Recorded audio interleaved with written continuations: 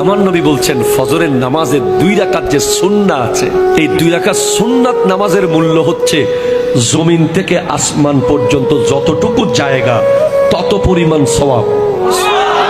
আপনি fair and handsome বাদ দেন, আপনি ফেয়ার অ্যান্ড লাভলি ম্যান বাদ দেন, গার্নিয়ার ম্যান বাদ দেন, আপনি ওই হাবিব তাসকিয়ারে গিয়ে আপনার ফেসিয়াল করা বাদ দেন, আপনি ফজরের নামাজে গিয়ে ওযুটা করেন না, তারপর দেখেন না আপনার চেহারার গ্লেজ কি কেমন মারে। আপনি হাজার হাজার টাকা ফেসিয়াল করেন, আপনি হাজার হাজার টাকা বিউটিশিয়ানকে দিয়ে দিচ্ছেন, দিয়েন না, এগুলো আপনি ফিলিস্তিনের ভাই বোনের জন্য রেখে যান, ঠিক কিনা কথা বলেন? আপনি লক্ষ লক্ষ টাকা বিউটিশিয়ানকে দেওয়ার দরকার নাই, আপনি 5 ওয়াক্ত 5 বার ওযু করেন না, আপনার চেহারা দেখলেই শত্রু কাবু হয়ে যাবে, ঠিক কিনা কথা বলেন? আমি কোনো বিউটি পার্লারের বিরুদ্ধে মানুষ না ভাই। বিউটি পার্লার, বিউটিশিয়ান যারা কাজ করে এটা একটা প্রফেশন, তবে হ্যাঁ এটার অতিরঞ্জন যদি হয়ে যায়, স্বামীর জন্য সাজা জায়েজ।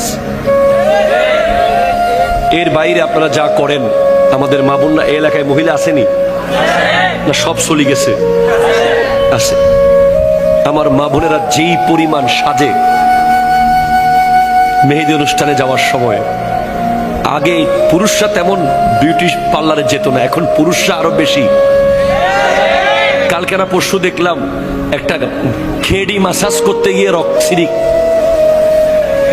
কাইতে পড়ে গেছে, ঠিক কিনা কথা কন? সাবধান, সতর্কতার কোনো মায়ের নাই। আপনার সেলুনে গিয়ে ওই মানুষটাকে দিয়ে আপনার মাথা মাসাজ করাইতে হবে না। সায়েন্স বলছে আপনি জাস্ট অন টাইম নামাজ পড়েন, আপনার মাথা মাসাজ সিজদায় হয়ে যাবে। কথা জোরে বলেন না, ঠিক কিনা? আপনি সেলুনের ওই মানুষ, ওই ভাইকে আর 10-20 টাকা 50 টাকা এমনি দিয়ে দেন, এতে কোনো অসুবিধা নেই। কিন্তু আপনি মাথা মাসাজ, ঘেড়ি মাসাজ, রক পিঠ মাসাজ যেগুলো করান সেলুনে গিয়ে, এগুলো সব কিছুর সমাধান একটা প্যাকেজে আছে, নামাজের ভিতরে আছে। অ্যাকর্ডিং টু সায়েন্স আপনি যদি পারফেক্টলি নামাজে দাঁড়ান, শোনেন, যখন আমরা আল্লাহু আকবার বলে এভাবে হাত তুলি, আছে না নাই? আবার অনেকে তো হাত তুলে এভাবে, এর দূরে যাওয়ার দরকার কি, কাছের তো কাছে যাই, এটা তো কাছে, কাছের থেকে কাছে মারি দিই, এর দূরে আসলে তো বহুত দূর, প্রায় 3-4 কিলোমিটার দূরে আসতে হইতেছে। এটা করবেন না, পারফেক্টলি এখানে আসবেন অ্যাকর্ডিং টু সায়েন্স। আমি পড়ে বলছি আপনাকে, গবেষণা করে বলছি।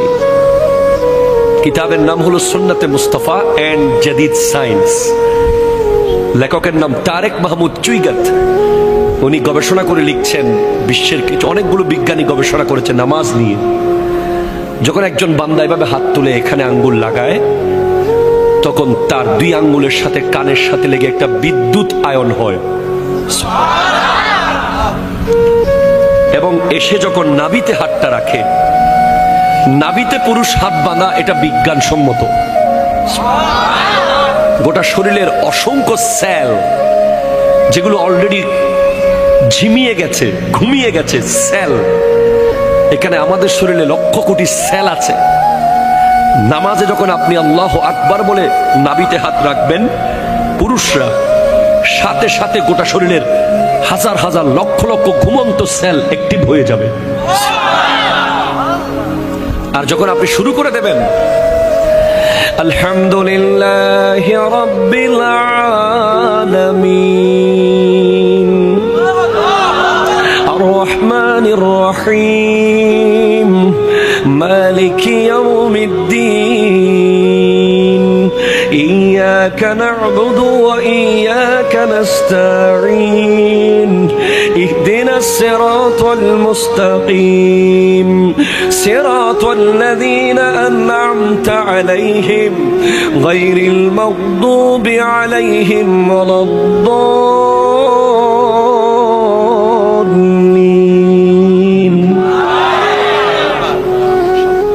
তখন প্রতি আয়াতে আয়াতে আপনার শরীরের অসংখ্য জায়গায় যেখানে রক্ত থেমেছিল, ব্লাড স্টপ ছিল, যেখানে কোষগুলো মরে যাচ্ছিল, সব থপ থপ করে জেগে উঠবে কোরআনের আয়াত শোনার সাথে।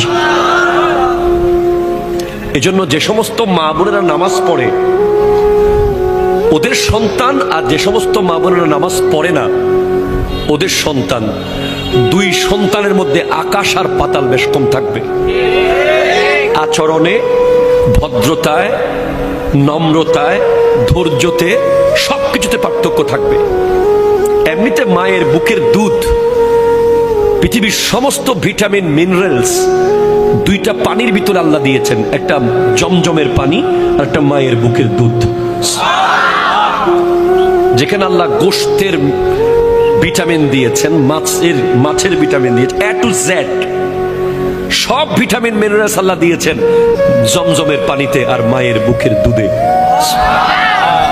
এমনিতেই ওই দুধের মধ্যে আল্লাহর দেওয়া নিয়ামত তো আছেই, পাশাপাশি মা যখন সিনার মধ্যে হাত রেখে নামাজ পড়তে থাকে, কোরআন তেলাওয়াতের মাধ্যমে আরো বেশি শক্তিশালী হয় মায়ের বুকের দুধ।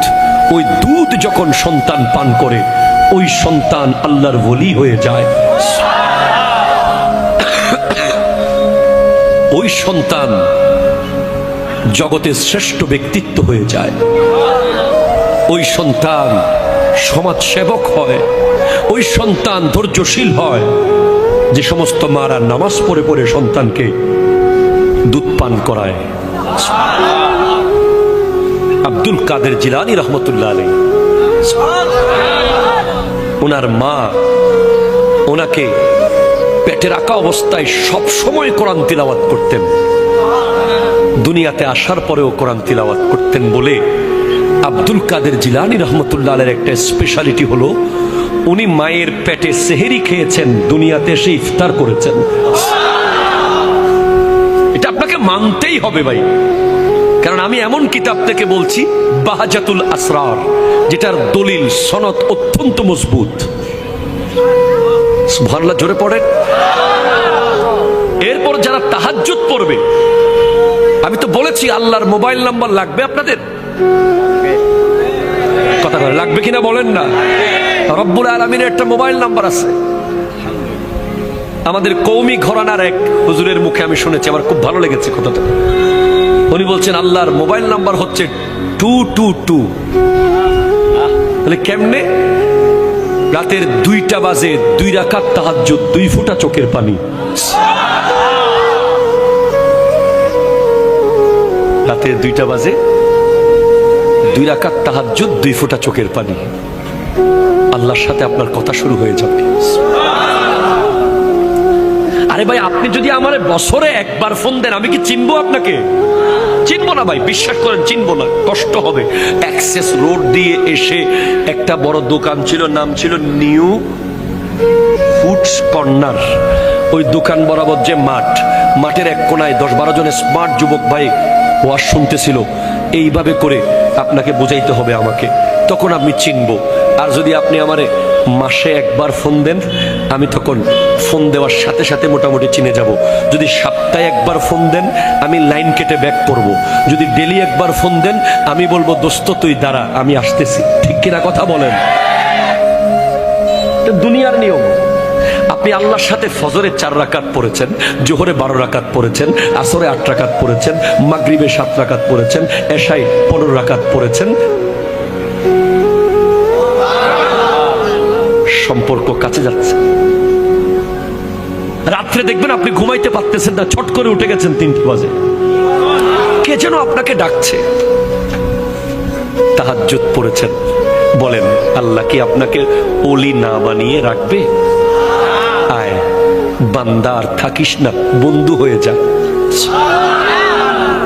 অ্যাকর্ডিং টু সায়েন্স, সমাজের যে নেতা হবে, কি হবে? জোরে কয় না, কি হবে?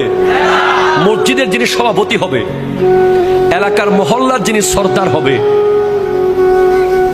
যিনি দেশের শাসক, সমাজের শাসক, ইউনিয়নের শাসক, জেলার শাসক, উপজেলার শাসক, অ্যাকর্ডিং টু সায়েন্স তাকে তাহাজ্জুদ গুজার বান্দা হওয়া উচিত। ঠিক কিনা বলেন? তাহাজ্জুদ নিয়ে গবেষণা করেছে আমেরিকার একদল বিজ্ঞানী। তারা বলছে এটা কি সিস্টেম, রাতের মাঝরাতে ঘুম থেকে উঠে যাওয়া, এটা কি শরীরের জন্য কোনোভাবে ভালো হতে পারে? তখন তারা এক দলকে ঘুম পাড়িয়ে রেখেছে আর এক দলকে ঘুম থেকে তুলে দিয়েছে তাহাজ্জুদের টাইমে, দুইটা দল। পরে দেখা গেছে যারা তাহাজ্জুদের টাইমে ঘুম থেকে উঠে যায় তাদের ডিসিশন নেওয়ার ক্ষমতা সবচেয়ে বেশি অ্যাপ্রোপ্রিয়েট হয়। আমার নবী 63 বছর জিন্দেগিতে আমাদের 63,000 বছরের কাজ করে গেছেন। ঠিক কিনা বলেন না?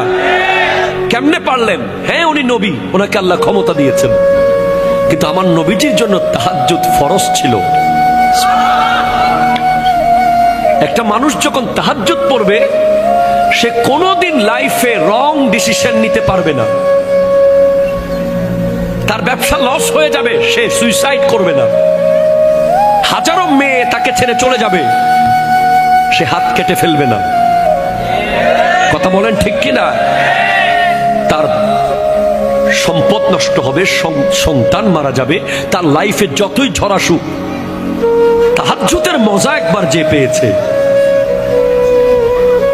সমাজে যে সিদ্ধান্ত নেওয়ার মিটিং হলে 100 জন তাহাজ্জুদ ছাড়া নামাজ যে সিদ্ধান্ত দেবে ব্যক্তি, আর একজন তাহাজ্জুদ পড়ে নেওয়ালা ব্যক্তির সিদ্ধান্ত ওই 100 জনের চেয়ে বেশি নিখুঁত হবে। আমাদের সমাজের এখন লিডার যারা হয় তারা তো তাহাজ্জুদ তো দূরের কথা, কথা কয় না। ঠিক কিনা? কথা কয় না। এজন্য নেতৃত্বে যারা থাকবে তাদের তাহাজ্জুদ পড়া দরকার, যাতে তারা সিদ্ধান্ত দেওয়ার সময় জনগণের কল্যাণে, দেশের কল্যাণে, সমাজের কল্যাণে সিদ্ধান্ত দিতে পারে। ঠিক কিনা? কথা বলেন। নামাজ আপনি পড়ছেন না, আপনি নামাজ পড়ছেন না, আমি অবাক হয়ে যাচ্ছি। আপনি নামাজ কেমনে পড়ছেন না?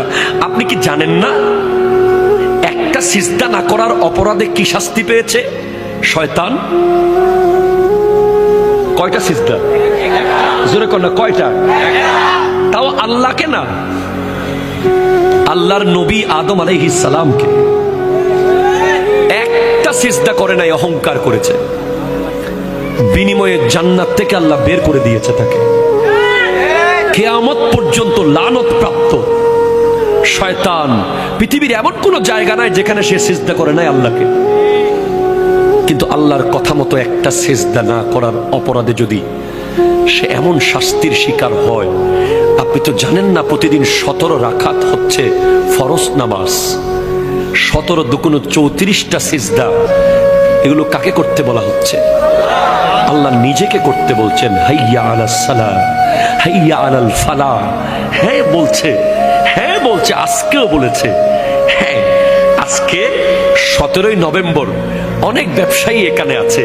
ওই ওষুধের দোকানে যিনি ব্যবসা করেছেন ভালো করেছেন, কুলিং কর্নারে যিনি ব্যবসা করেছেন ভালো করেছেন, অনেকেই ব্যবসা করেছেন ভালো করেছেন।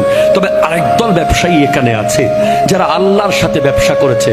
17ই নভেম্বর ফুল লাভবান হয়েছে, এক বিন্দু লস করে নাই। ফজর পড়েছে, জোহর পড়েছে, আসর পড়েছে, মাগরিব পড়েছে, এশা পড়েছে, নফল পড়েছে, সুন্নাহ পড়েছে, আখিরাতের লাগেজে অনেক কিছু প্রবেশ করিয়েছে। আর যারা শেষ করে দিয়েছে, পড়ে নাই, খোদা কি কসম, কিয়ামতের আগে আর কোনোদিন আজকের 17ই নভেম্বর ফেরত আসবে না। যুবক ফেরত আনতে পারবা না আজকের ফজরের নামাজ, আর কোনোদিন ফেরত আনতে পারবা না। সারা জিন্দেগি সিজদা করলেও আজকের ফজরের নামাজের অন টাইম পড়ার যে নিয়ামত, এটা তুমি আর কোনোদিন পাবা না, কোনোদিন পাবা না। নবীজির সাহাবারা যদি একক্ত নামাজ জামাত ছুটে যেত, আরে সিদ্দিক আকবর যখন নামাজে দাঁড়াতেন, পাখি এসে বসে পাখি বিশ্রাম করে চলে যেত। পাখি কনফিউজ হয়ে যেত, উনি কি মানুষ না গাছ? সিদ্দিক আকবর রাদিয়াল্লাহু তাআলা আনহু একদিন মন খারাপ করেছে, মন খারাপ। আমার নবী জিজ্ঞেস করছেন, আবু বকর তোমার মন খারাপ কেন? বলে তোমার তো প্রথম তাকবীর মনে ছুটে গেছে নামাজে। সিদ্দিক আকবরের জীবনে কোনো রেকর্ড নাই যে ইমামের পিছে উনি প্রথম তাকবীর ছেড়েছেন, এমন কোনো রেকর্ড নাই। কখনো গিয়ে রুকুতে গেছেন জামাতে, কখনো সিজদাতে, এমন রেকর্ড নাই। ওনার লাইফে প্রত্যেকটা নামাজ উনি ইমামের সাথে সাথেই নামাজের নিয়ত করেছেন। বলে ইয়া রাসূলুল্লাহ, আমার 40টা ওঠ হারিয়ে গেছে, কিন্তু নবী আমার কাছে নামাজের প্রথম তাকবীরের মূল্য হলো গোটা পৃথিবী পরিমাণ ওট যদি আমাকে মালিক বানিয়ে দেয়া হয়। আমাকে যদি কেউ বলে তুমি নামাজে 1 মিনিট পরে যাও, 1 মিনিট পর, 1 মিনিট পরে গেলে তোমার সমস্ত ওটগুলো বেঁচে থাকবে, আর 1 মিনিট আগে নামাজে গেলে তোমার ওটগুলো সব তুমি হারিয়ে ফেলবে। আমি আবু বকর পৃথিবী পরিমাণ ওট হারাতে রাজি, ইমামের পেছনে প্রথম তাকবীর আমি ছাড়তে রাজি না। আপনি জানেন, আপনি হাসতেছেন এখনো, আপনি এখনো গল্প করছেন। আপনি কি জানেন জীবনটা কি? আপনি জানেন না আসলে। আমার নবীজি বলেছেন, আমি যা জানি তোমরা যদি তা জানতে তোমরা কোনো দিন হাসতে না। হ্যাঁ, হযরত রবি বিন হুসাইন একজন তাবেঈ, উনি উনার ঘরের বেডরুমে কবর করেছেন। কবর বেডরুমে। পৃথিবীর কোন পাগল বেডরুমে কবর করবে? একটা রুমের ভাড়া কত টাকা? আমরা তো শহরে ঘর বানানোর সময় জানাজার লাশ বের হওয়ার জন্য জায়গাও রাখি না। কোরবানির পশুটা জবাই করি হাইওয়ে রোডে। আমরা মুসলমান, আর আল্লাহর নবীর কলিজার টুকরা সাহাবাদেরকে যারা দেখেছেন, তাবেঈনদের একজন রবি বিন হুসাইন, উনি ওনার ঘরের বেডরুমে কবর করেছেন। কেন জানেন? এই শুনেন, 1 মিনিটের জন্য কখনো যদি আল্লাহর ধ্যান থেকে ওনার মন দুনিয়ার দিকে আসতো, উনি সাথে সাথে ওই কবরে ঢুকে যেতেন। ঢুকে গিয়ে উপরে দরজা বন্ধ করে দিতেন, বন্ধ করে ঘন্টার পর ঘন্টা কবরে শুয়ে শুয়ে কান্না করতেন। যখন মনে হতো যে আল্লাহ বোধহয় এবার মাফ করেছে, কি উনি সুদ খান নাই, ঘুষ খান নাই, জুলুম করেন নাই, মিথ্যা বলেন নাই, গীবত করেন নাই, শুধু 1 মিনিটের জন্য দুনিয়ার দিকে মন গেছে, উনি কবরে ঢুকে গেছেন। ওনাকে জিজ্ঞেস করা হয়েছে, তোমাকে এরকম আখিরাতের প্রতি ভয় কে কে তোমাকে এমন আখিরাত মুখী করলো? উনি বলছেন, কামারের দোকান। আমি রবি যখন কামারের দোকানের পাশ দিয়ে যাচ্ছিলাম, আমি দেখছিলাম বড় বড় লোহার কদ্দা আগুনে গলে যাচ্ছে। তখন আমি ভাবলাম, লোহা যদি দুনিয়ার আগুনে জ্বলে পুড়ে গলে যায়, আমার হাতের চামড়া তো অনেক নরম, আমি জাহান্নামের আগুনে কিভাবে জ্বলব? আপনি কি জাহান্নামের আগুন সম্পর্কে জানেন? হাদিসে পাকে আছে, জাহান্নামের আগুন 3000 বছর ধরে জ্বলছে। 3 ঘন্টা আগুন লাগলে এখানে সব ছাই হয়ে যাবে। কন্টিনিউ 3 ঘন্টা যদি আগুন কন্টিনিউ থাকে, আর জাহান্নামের আগুন 3000 বছর ধরে জ্বলছে, কিয়ামতের মাঠে জাহান্নামের আগুন দৌড় মারবে। জাহান্নাম চিৎকার করবে, আল্লাহ আমার খানা দাও, বেনামাজিদেরকে দাও। গাই, জাহান্নামে একটা গর্ত আছে, গাই গাই, ওই গর্তের নাম গাইয়ুন। ওই গর্ত বেনামাজিদের দিকে দৌড় দেবে, দৌড় দেবে। 70,000 ফেরেশতা শিকল দিয়ে ধরে রাখবে ওই জাহান্নামকে টেনে। তখন জাহান্নাম ঠান্ডা হবে একটা জিনিস দিয়ে, সেটা হচ্ছে নামাজি বান্দাদের চোখের পানি। যারা নামাজ শেষে মোনাজাতে চোখের পানি ফেলে, ওই পানিগুলো যদিও টাইলসে পড়ে যায় মনে করেন না, ওগুলো আল্লাহ রিজার্ভ ফান্ডে রেখে দেয়। ওই পানিগুলো এভাবে জাহান্নামকে ছিটিয়ে দেওয়া হবে। জাহান্নাম মুহূর্তের মধ্যে ঠান্ডা হয়ে যাবে। নামাজের কত মূল্য হলে হযরতে ফাতেমাতুজ জাহরা রাদিয়াল্লাহু তাআলা আনহা, আমার নবীজির কন্যা, একটা সিজদা করতেন তাহাজ্জুদের, ফজর হয়ে যেত। উনি আল্লাহর কাছে শুধু চাইতেন, আল্লাহ একটা লম্বা রাত আমাকে দিও, আমি একটু মন ভরে তোমাকে সিজদা করব। নামাজের কত মূল্য হলে ইমাম হোসেন রাদিয়াল্লাহু তাআলা তলোয়ারের নিচে নামাজ পড়েছেন, আর 10 মিনিট পরে নামাজ পড়লে উনি সমস্ত ইয়াজিদ বাহিনীকে কেটে ফেলতে পারতেন।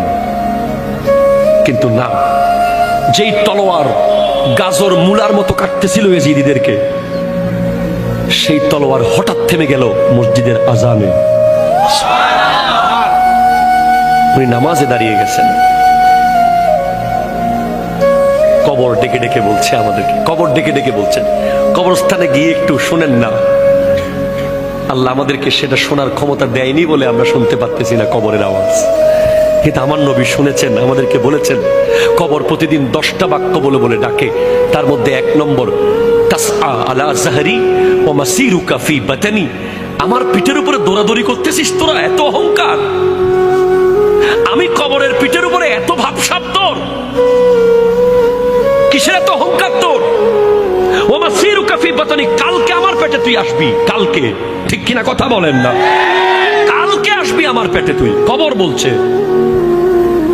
2, ওয়াত্তাসআ আলা যাহরি ওয়া তুআজ্জাবা ফি বাতানি, আমার পিঠের উপরে গুনাহ করছিস, আমার পেটে তোকে আসতে হবে। কবর বলছে ওয়াতানদিমু আলা যাহরি, আমার পিঠের উপরে হাসি ঠাট্টা মজাক করছিস, ওয়াতাবকি ফি বাতানি, আমার পেটে তোকে কাঁদতে হবে। হ্যাঁ, জি, না না না, মুসলমানের ছেলেকে আল্লাহ হাসতে বানায় নাই। মুসলমানের ছেলে এক লাইন অযথা কথা বলতে পারে না।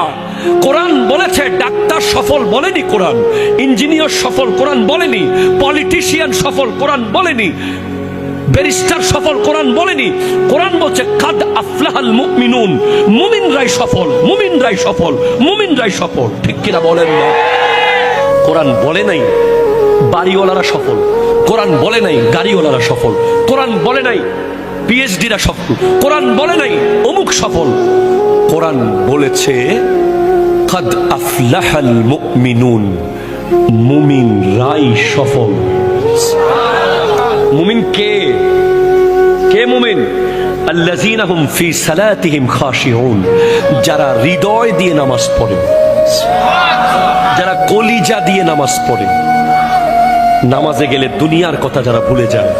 ওয়াল্লাযীনা হুম আনিল লাগযি মুরিদুন, যারা এক লাইন অযথা কথা বলে না। ওয়াল্লাযীনা হুম লিযাকাতি ফাইলুন, যারা জাস্ট টাইম যাকাত দিয়ে দেয়। ওয়াল্লাযীনা হুম লিফুরুজিহিম হাফিজুন, যারা লজ্জাস্থানকে হেফাজত করে। জীবনের মহামূল্যবান সময় চলে গেছে। মুসলমানের ছেলেরা যেন নামাজ পড়তে না পারে, এজন্য সমস্ত রকমের আয়োজন করে রেখেছে ইহুদি খ্রিস্টানরা। ঠিক কিনা কথা বলেন? মুসলমানের ছেলে যেন নামাজ পড়তে না পারে, এজন্য নেইমার আর ক্রিস্টিয়ানো রোনালদোকে কিনেছে সৌদি আরব। ঠিক কিনা কথা ধরে বলেন? আজকের সৌদি আরবের নিউজ দেখেন আপনারা, রিয়াদে কাবা ঘরকে স্ক্রিনের মধ্যে রেখে বেগানা নারী নাচতেছে।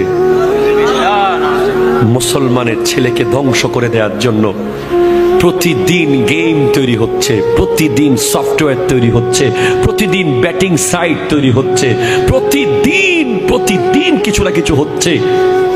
মুসলমানের ছেলেকে মসজিদ থেকে গলা ধাক্কা দিয়ে বের করতে হবে না, একটা জিন্সের প্যান্ট মুসলমানের ছেলেকে বের করে ফেলেছে মসজিদ থেকে। হ্যাঁ, আমার কথা বিশ্বাস না হলে আপনি গবেষণা করেন না। যেদিন থেকে জিন্সের প্যান্ট এসেছে সেদিন থেকে শত শত যুবক নামাজ থেকে দূরে চলে গেছে। কেন? কারণ ওই প্যান্ট পরে সে বসতে পারে না, ঠিকভাবে প্রস্রাব করতে পারে না, পরে বলে হুজুর আমার প্যান্টের সমস্যা। আপনি তো বুঝেন নাই সেটা। মুসলমানের ছেলেকে ট্রিট দেওয়া হয়েছে, ট্রিট। পাশ করেছিস ট্রিট দে, বিয়ে করেছিস, ট্রিট দে। ফলো হইছে, ট্রিট দে। ট্রিট করতে এসেছে, ট্রিট কোথায় পাইলা তোমরা? ইসলাম তো ট্রিটকে দেয় না, ইসলাম ফাতেহা দিয়েছে, ঠিক কিনা বলেন না? একটা যুবক যাচ্ছে ট্রিটে, একটা যুবক যাচ্ছে ফাতেহাতে। বিশাল পার্থক্য হয়ে যাবে। যে ট্রিটে যাবে তার ফ্যান থাকবে সিরা,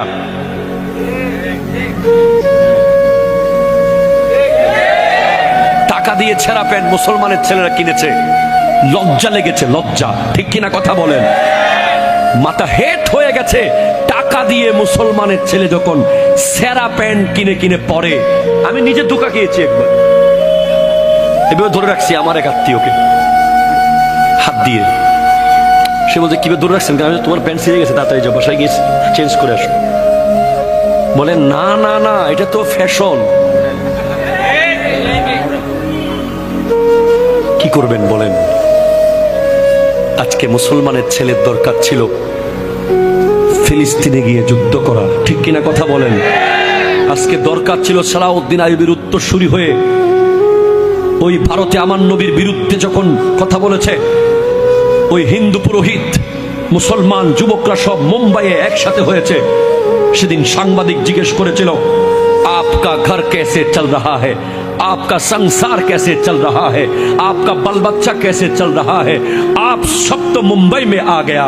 তখন এক মুসলমান যুবক বলেছিল, भाई नबी के आगे कोई बिजनेस नहीं है, नबी के आगे कोई माँ बाप नहीं है, नबी के आगे कोई बच्चा नहीं है, नबी हमारा जान से भी प्यारा है। মোবাইলের চার্জ চলে গেলে যতটুকু টেনশন আপনি করেন, নামাজ ছেড়ে দিলে ততটুকু টেনশন করেন না কেন? কথা বলেন ঠিক কিনা? ফেসবুক লক হয়ে গেলে আপনার টেনশনে খাবার দাবার বন্ধ হয়ে যায়। আপনি আবার নবীর সামনে দাঁড়াতে পারবেন? আপনি আল্লাহর সামনে কেমনে দাঁড়াবেন? আল্লাহ তো আপনার পক্ষে গিয়ে ফেরেশতাদের বিরুদ্ধে গিয়েছিল। আল্লাহ বলছেন, ইন্নী জাইলুন ফিল আরদি খলিফা, আমি জমিনে আমার খলিফা বানাবো, মানুষ বানাবো। ফেরেশতারা বলছে, আতাজালু ফিহা মান ইউফসিদু ফিহা ওয়া ইয়াসফিকুদ দিমা, আপনি কাদেরকে বানাবেন? যারা জমিনে গিয়ে মারামারি কাটাকাটি করবে তাদেরকে? আল্লাহ বলছেন, না, ইন্নী আ'লামু মা লা তা'লামুন, আমি যা জানি তোমরা তা জানো না। তো আজকের দিনে আপনি যদি বেহায়াপনা করেন, আপনি রং তামাশা করেন, আপনি ইহুদিদের মতো যদি চুল কাটেন, কথা জোরে বলেন ঠিক কিনা?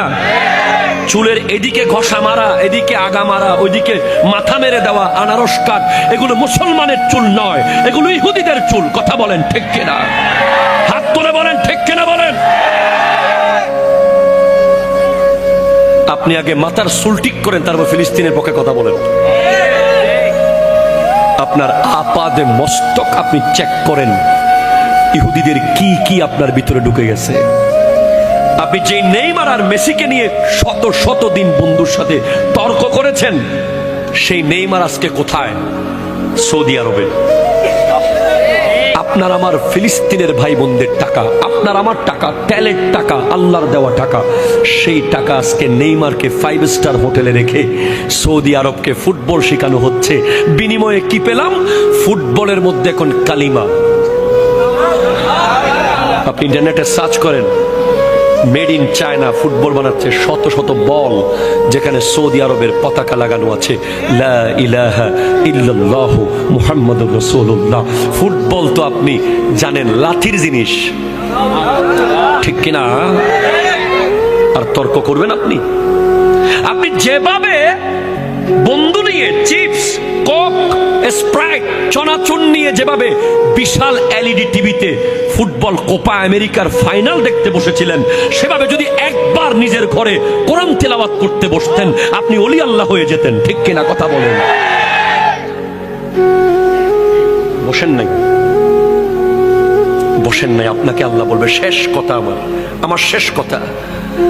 আল্লাহ বলবে, তুই ঢাকা যাওয়ার সময় 3 ঘন্টার ভিতরে সব প্রস্তুতি নিতে পেরেছিস, গামছা, লুঙ্গি, ব্রাশ, টুথপেস্ট, টিকিট সব 3 ঘন্টায় রেডি। তুই দুবাই যাওয়ার সময় 3 দিনে সব প্রস্তুতি নিয়েছিস। আর আমি আল্লাহর সামনে আসার জন্য তোকে 90 বছর টাইম দিয়েছিলাম, তোকে 70 বছর টাইম দিয়েছিলাম। তোকে 50 বছর টাইম দিয়েছিলাম, কই তুই এত অগোছালো কেন? কোথায় তোর আমল নামার এই হাল কেন? বাস এই প্রশ্নের উত্তর যেন দিতে পারেন আল্লাহর সামনে।